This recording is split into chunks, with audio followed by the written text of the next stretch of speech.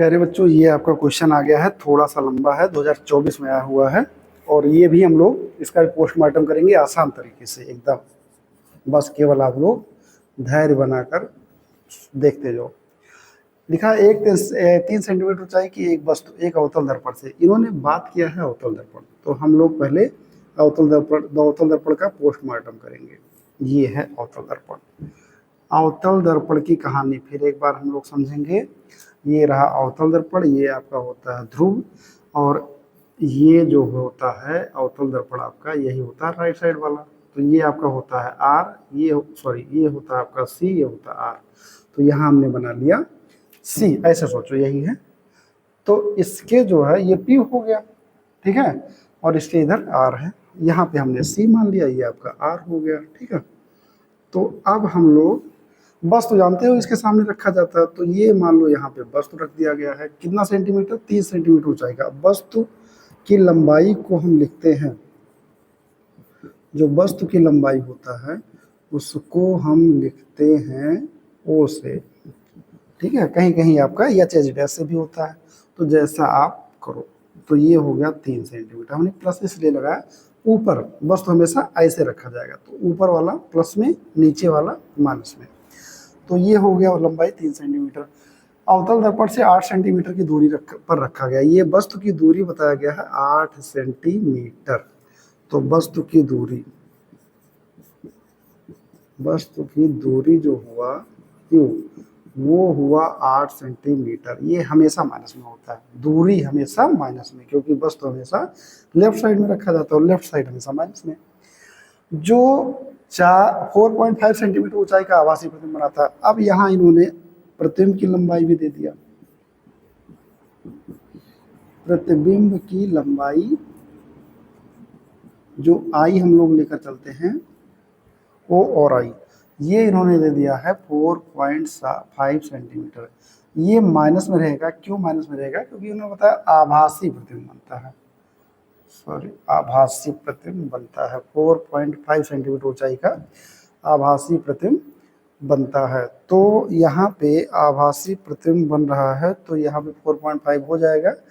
और आभासी का मतलब आभासी और उल्टा हमेशा होता है, ठीक है।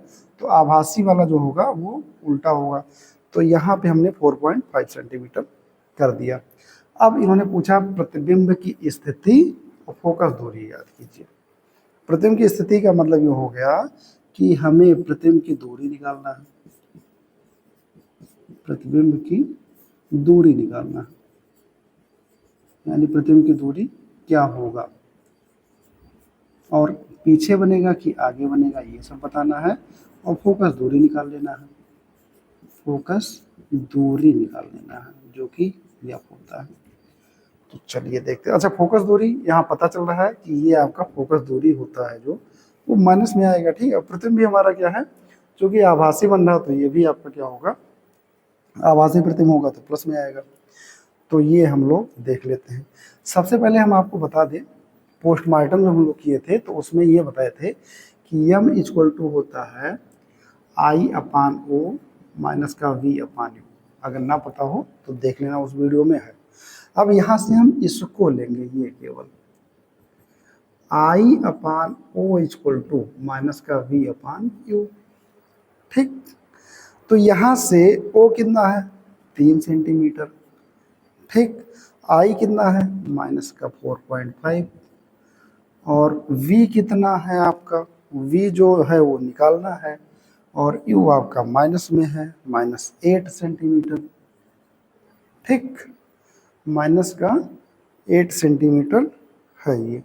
अच्छा, यहाँ पे हम थोड़ा सा क्या है, 3 सेंटीमीटर 8 सेंटीमीटर की दूरी पर है, अवतल दर्पण से 8 सेंटीमीटर की दूरी पर है। तो v जो हमारा आ रहा है वो पॉजिटिव आना चाहिए v, क्योंकि जो है आभासी प्रतिबिंब में पॉजिटिव आना चाहिए। ये जो हमारा लंबाई है ना, ये आपका प्लस में रहेगा। प्रतिबिंब की लंबाई जो होगा वो प्लस में रहेगा, क्योंकि लास्ट प्रतिबिंब जो बनता है वो आपका ऊपर बनता है। आप जब कभी पढ़ोगे 6 इमेज में, वो 6 इमेज का जो लास्ट 6वां इमेज होता है वो प्रतिबिंब आपका आभासी तो बनता है, लेकिन सीधा बनता है, सीधा। तो सीधा होने की वजह से ये आपका माइनस में नहीं रहेगा, ठीक है। अब यहाँ से क्या करोगे, ये माइनस माइनस कैंसिल हो गया, 8 का 4.5 में मल्टीप्लाई हो जाएगा और v का मल्टीप्लाई 3 में होगा। तो अब यहाँ से इसको चाहे लिख सकते हो 8 5 जा 40, 8 4 जा 32 और 4 36 इक्वल टू 3v, यानी 3v इक्वल टू लिख सकते हो 36। तो यहाँ से आपका आ गया v जो आ गया वो 12 सेंटीमीटर। क्यों प्लस में आ रहा है, क्योंकि आभासी प्रतिबिंब है। आभासी प्रतिबिंब का मतलब अगर इधर वास्तविक होता तो आगे बनता और आगे हमेशा माइनस में होता, आभासी बन रहा है, पीछे है आभासी है तो ये पीछे वाला प्लस में बनता है आभासी वाला। तो ये आपका प्रतिबिंब जो बन रहा है दर्पण से लिख दोगे, अतः प्रतिबिंब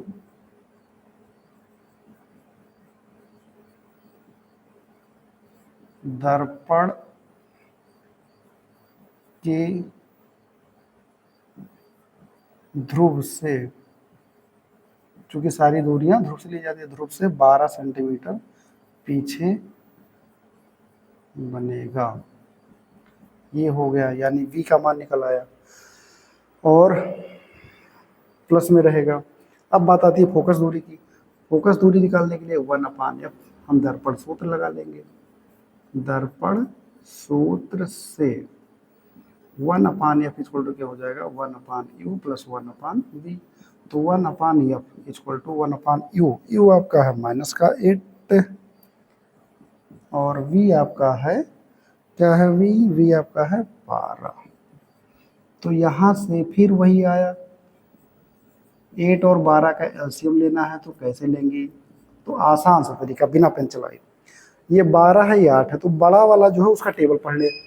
12 कम 12, 12 दूना 24, तो 24 12 कम 12, तो 12 8 के पहाड़ में नहीं आ रहा, 12 दूना 24, 24 8 के पहाड़ में आएगा। तो यानी हमारा एलसीएम जो बनेगा वो एलसीएम क्या बनेगा 24। तो माइनस का 1/8 3 से मल्टीप्लाई कर लो और प्लस 1/12 2 से मल्टीप्लाई कर लो। तो यहाँ से आपका आ गया माइनस का 3 और /24 और प्लस का 2/24। तो ये हो जाएगा -3 प्लस का 2/24। ठीक, तो 1/f इक्वल टू क्या हो जाएगा, माइनस का 1/24। तो एफ इक्वल टू हो गया -24 सेंटीमीटर। ठीक है, एफ जो हमारा आया वो माइनस का 24 सेंटीमीटर आया, यानी हमारा आंसर सही है। क्यों सही है, क्योंकि यहाँ एफ माइनस में ही आना चाहिए था। तो ये आपका आंसर हो गया। ओके।